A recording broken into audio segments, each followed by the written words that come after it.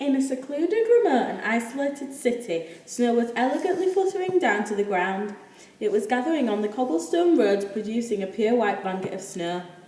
A cold, gentle breeze blew swiftly through the air as the greyish-white snow danced elegantly onto the rooftops of the towering buildings, despite the fact that the cascading snow made a rhythmic pitter-patter noise as it landed on the ground. There was an eerie silence that filled the town. Bright seemed of the sky as a young girl came joyfully skipping through the yard to the cobbled streets.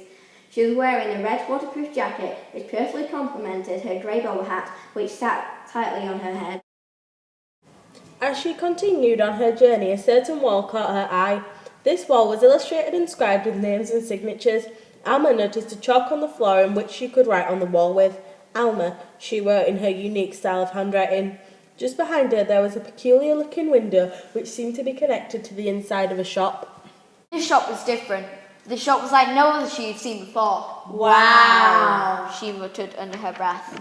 In front of her was a rather large stone building. She looked at the shop in awe. The more she looked, the more features she unfolded. It had an immense window with a dark oak rim around the edge.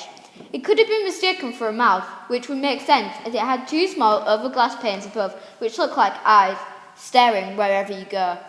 It was a most peculiar shop, but Alma had never seemed to have noticed it before.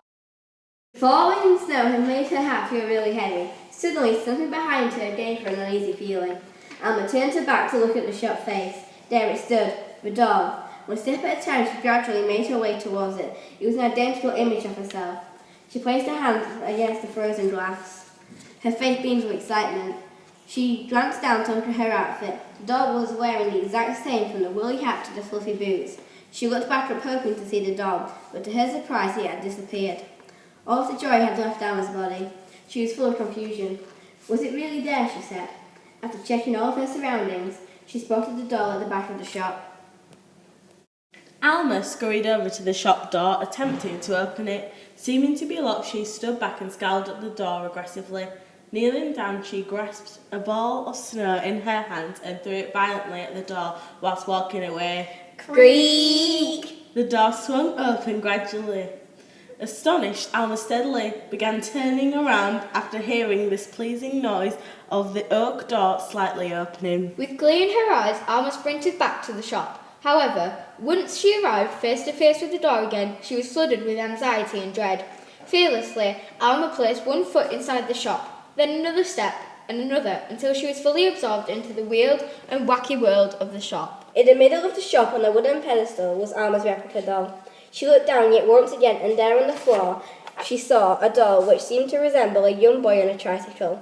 The doll moved mechanically and began ramming into the shop door. When she looked up again, the doll had moved up to a top shelf. She ran over and stretched her arm. BAM! Then she touched it.